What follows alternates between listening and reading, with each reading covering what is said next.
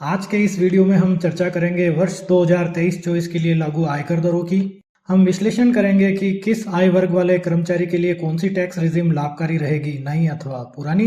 साथ ही हम वीडियो में आपको ऐसी यूटिलिटी उपलब्ध करवाएंगे जिससे आप आगामी वर्ष में लगने वाली टैक्स की गणना आप स्वयं कर पाएंगे।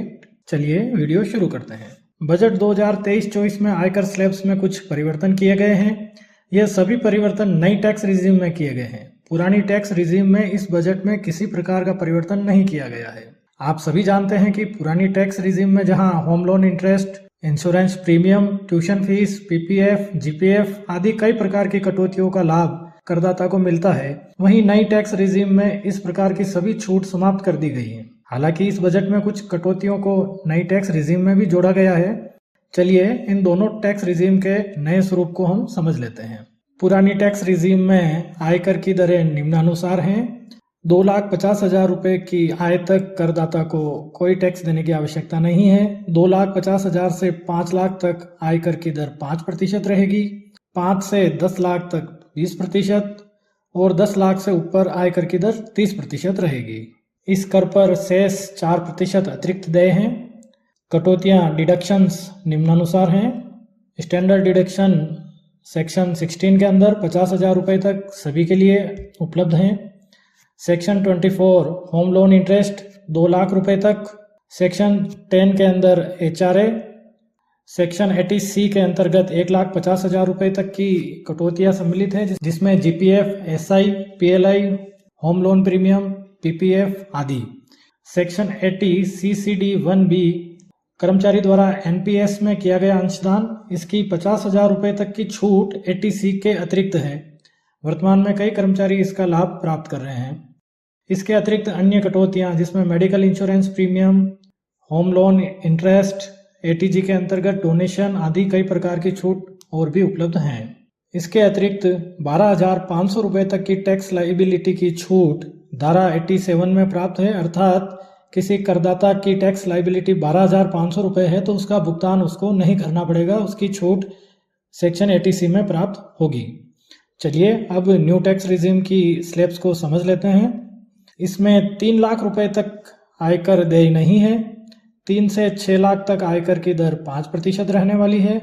6 से 9 लाख के मध्य 10%, 9 से 12 लाख के मध्य 15%, 12 से 15 लाख के बीच 20% एवं 15 लाख से ऊपर आयकर की दर 30% रहेगी।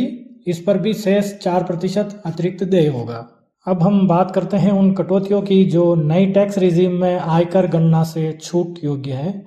इसके अंतर्गत सबसे पहले स्टैंडर्ड डिडक्शन 50,000 रुपये तक धारा 16 के अंतर्गत यह छूट इसी बजट में प्रस्तावित की गई है। इससे पहले इस धारा में छूट प्राप्त नहीं थी। यह छूट सभी करदाताओं को प्राप्त होगी। सेक्शन 80 CCD 2 यह नियोक्ता का पेंशन अंशदान है। राजस्थान के संदर्भ में अब इसका अधिक महत्व नहीं रह गया है क्योंकि NPS यहाँ समाप्त हो चुकी है। इसके अतिरिक्त अग्निवीर कॉर्पस। इस प्रकार हमने दोनों रिजीम के बेसिक स्ट्रक्चर को समझ लिया है। ओल्ड रिजीम जहाँ बचत को प्रोत्साहित करती है, वहीं नई टैक्स रिजीम सेविंग को हतोत्साहित करती है। चलिए अब हम वीडियो के नेक्स्ट पार्ट की ओर बढ़ते हैं, जहां हम देखेंगे कि किस श्रेणी के करदाता के लिए कौन सी रिजीम अधिक लाभकारी रहने वाली है। यहाँ यूटिलिटी में हमने दोनों टैक्स रिजीम के लिए कैलकुलेशन शीट तैयार कर ली है।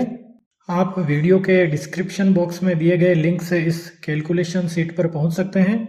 आपको यहाँ सिर्फ ग्रीन सेल्स में ही एंट्री करनी है। यहाँ आपको बेसिक पे, अदर इनकम एवं डिडक्शन की एंट्री करनी रहेगी। इसके पश्चात गणनाएं स्वतः हो जाएगी। सर्वप्रथम हम मूल वेतन 40,000 रुपये लेते हैं। यहाँ ओल्ड रिजीम में जहाँ कर राशि 30,441 रुपये है, वहीं न्यू टैक्स रिजीम में इनकम टैक्स 29,520 रुपये बन रहा है। यहाँ ओल्ड टैक्स रिजीम में 921 रुपये अधिक टैक्स का भुगतान करना पड़ रहा है। यहाँ यदि हम होम लोन इंटरेस्ट 1,50,000 रुपये मान लेते हैं तो ओल्ड टैक्स रिजीम में टैक्स 0 हो जाएगा। अब चलिए मूल वेतन 60,000 रुपये के उदाहरण से हम समझते हैं। मूल वेतन 60,000 में जहां ओल्ड टैक्स रिजीम में टैक्स 1,11,962 रुपये बन रहा है, वहीं नई टैक्स रिजीम में 82,022 रुपये है। यहाँ ओल्ड टैक्स रिजीम में हमें लगभग 30,000 रुपये का अधिक भुगतान करना पड़ रहा है, लेकिन हम होम लोन ब्याज 2 लाख रुपए मान लेते हैं। अब हमें ओल्ड टैक्स रिजीम में 1,11,962 रुपये के स्थान पर 70,362 रुपये का ही भुगतान करना पड़ रहा है। इस प्रकार रिजीम का निर्धारण करदाता को अपने वेतन एवं डिडक्शन के आधार पर करना होगा। आप स्वयं इस कैलकुलेशन शीट पर अपनी कर गणना कर सकते हैं। मल्टीपल यूजर से यदि यह शीट रेस्पॉन्स नहीं कर पा रही हो तो आप यहाँ फाइल मेनू में जाकर मेक ए कॉपी ऑप्शन से इसकी कॉपी बना लें। यह शीट आपकी गूगल ड्राइव में सेव हो जाएगी। इसके बाद आप आसानी से कैलकुलेशन कर पाएंगे। वीडियो में दी गई जानकारी आपको सही लगी हो तो वीडियो को लाइक, कमेंट एवं शेयर अवश्य करें, जिससे वीडियो अन्य कर्मचारी साथियों तक भी पहुंच सके। चैनल को सब्सक्राइब अवश्य कर लें। धन्यवाद।